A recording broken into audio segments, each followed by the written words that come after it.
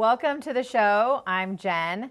My guest today is Julian Wright, founder and CEO of Fork and Dagger Hospitality, and many incredible brands and concepts that have existed in the Valley. And I have always looked up to you, and I tell you that all the time, how honored I am to know you and be friends with you for so long and watch your journey. So thank you for all you've done in the Valley with the restaurant scene. Well, thanks. Share some of your notable brands and concepts that you've impacted here. Yeah, well, I think the first that really made some waves because we got some national attention for it was the Library Bar and Grill. Yep. What's On interesting Mill. about the library, it's 18 years. It's 16 years since I sold it. It's 18 years since I opened it. Wow. And I still run into people that know about it in yeah. other states that maybe traveled here for spring training. It's just kind of crazy. But it was unique and different and edgy. Yeah, it was a little different because we opened in 2002 when the bar scene was really switching to like EDM music and kind of higher end nightclubs and that sort of thing. Is just right before like Six opened in Scottsdale. I thought you were going to say Jets and Six. No, it was Sticks, post I mean. Jets Yeah. and Yeah. Sticks. You mean the Charles Barkley Charles Bar? Barkley Bar, yeah.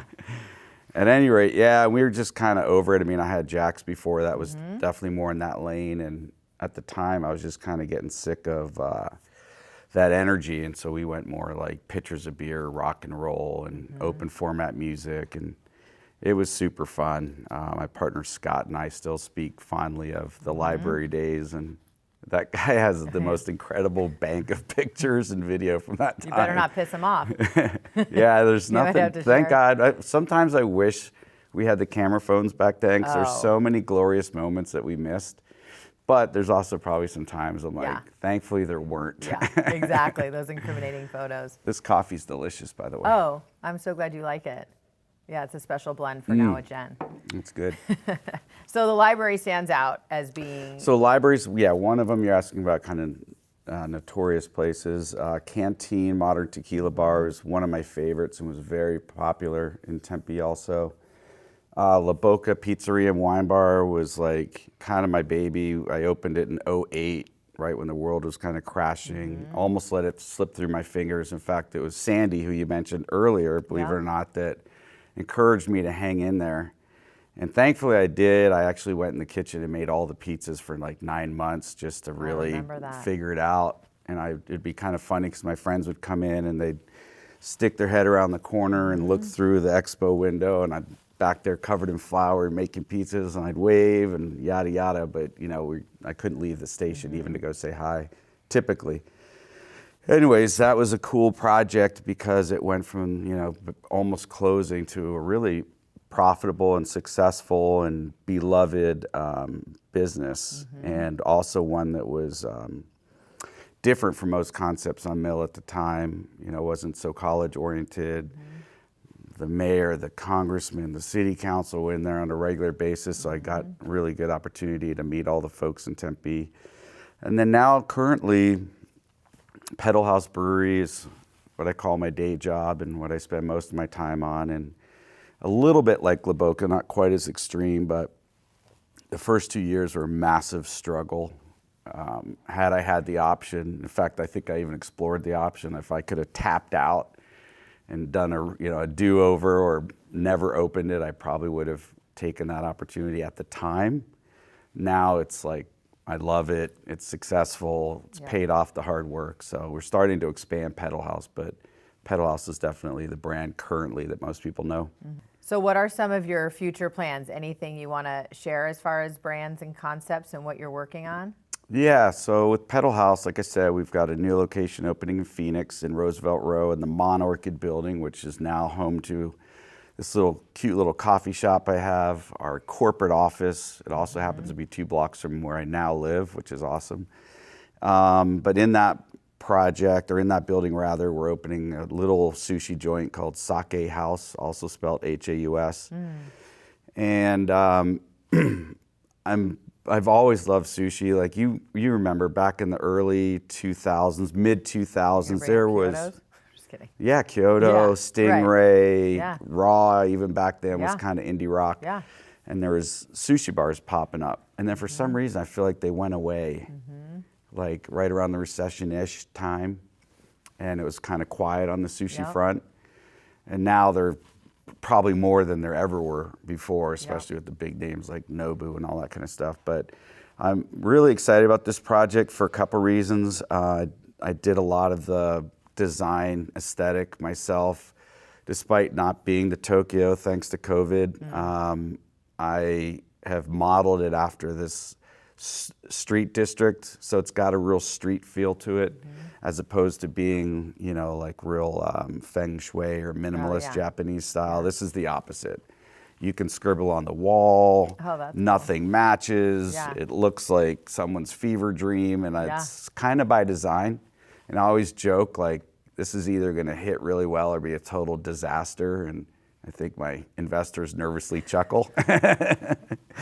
But I think it's going to be pretty But I cool. think the departure from the traditional, people will get excited about, and once they're, you know, feeling that vibe that you've created there, like the other stuff you've done. I mean, Yeah, I can imagine it's going to really fit that neighborhood, right? It's a very urban kind of street artsy feel down there, and this is going to, in my opinion, just hit the nail on the head. And then the next project I'm really stoked about is one on Mill, and we've got 3 concepts under one roof. So a little bit like Century Grand. Oh. You can pop around, I believe, in there. I haven't actually been there yet. I got to check it out, but we'll have the first fully projection mapped cocktail experience, I believe, in Arizona, possibly even the US. It's definitely a little more popular in Asia, but basically all that means is all the walls have full wash projections, so we can, but there's things in the foreground like the bar and the seating and even this kind of like funky decorative cage. But you see through that, and it looks like you're like in an enchanted forest, almost like Avatar or something. Well, I'm glad that you're doing all of these brands and concepts and continuing to bring us something unique and special that we can experience, whether it's the culinary, the vibe, the decor, and that you bring your creativity and your vision for all of that. So, and the thank you final for doing thing that I got coming up that I'm really excited about, and again, some people kind of give me that side eye look Are when we I getting tell them. breaking news here? For No, now, it's Jen? already been out there, sorry. but we're doing a pedal house in downtown Mesa, right? We love downtown Mesa. And Mesa, I feel like kind of like Tempe, gets looked Yep. over. It's all about Old Town Scottsdale and Gilbert, you Yeah. know. But we kind of got lucky. I mean, I knew about this space from a couple years ago, but I didn't know if it was available when we started looking around. And it's this old, it was an automotive shop. It's got one of those huge flying awnings kind of shape of a wing, you know, very 50s style. Yeah. So we're doing a pedal house there, but it's our first, what I'm calling the beer garden concept, which just means that 80% of it's outside and only 20% of it's inside. Which is so fitting in our state. To obviously Yeah, have and a it's fabulous patio. so the patio in Mesa, downtown Mesa, is going to be as big as the one in Tempe, which is 6,000 square feet. And the design's cool, and I think it's going to be a great addition to the development that's going on in Mesa. And I think the people in that area, while there are some really good options, like I just think they're going to be stoked. Like, cool, like our little area is starting to pop, you know. Well, Mesa's been getting a lot more buzz lately, and I do think that with the growth of the valley, we're expanding out, and Mesa is not only revitalizing, but there are more people just moving there because of the growth of the valley. So. As you can probably tell, I like to cluster in walkable areas. That's like almost #1 criteria when I look for locations. And Mesa, downtown Mesa used to be the hoppin' downtown, like way predated Tempe, I'm pretty sure, as far as like a vibey area with cool buildings and really badass signage. And I don't know what happened. I honestly don't know the history of why it kind of declined, got real sleepy. But I know that since they put in the light rail, it's helped a lot. And now you're seeing is opening up a big the film campus school. out. Like, Well, we should applaud you for helping the economy of all these different areas as well, because it's not just you, understand that, but you are adding to the impact of those areas that we're talking about that maybe get a little bit not as much attention or focus. So Thank you Yeah, for all it's you've fun. done. It's part of the journey. Like even your intro, like I almost get embarrassed because I don't consider myself like at above maybe generously a medium level of operator in this town, and sometimes I feel like I get a little too much credit. But I do love like when I'm at the park with my dog and it comes up in conversation that I own the coffee shop, and they're just like, "Oh man, that's so cool! I went there the other day and really enjoyed it." So it is more than, it's like a living, breathing business. Like it impacts people, whether it's the staff or the customers or just the neighborhood in general, and that's pretty rewarding to be a part of. I mean, obviously I've been doing it a long time in Tempe, but to now spread out to downtown Roosevelt Row and to Mesa, and to kind of see that reaction. I know when Mesa opens, because it's just like nothing else down there as far as the size of the patio, that we're going to meet people that are just loving it, having a good old time and knocking back some steins of beer, and we got a stage for music, and and then I get to meet all the people from Mesa. Like I've gotten to meet all the people in Roosevelt Row. It's just, that's part of the fun. We've got to have you back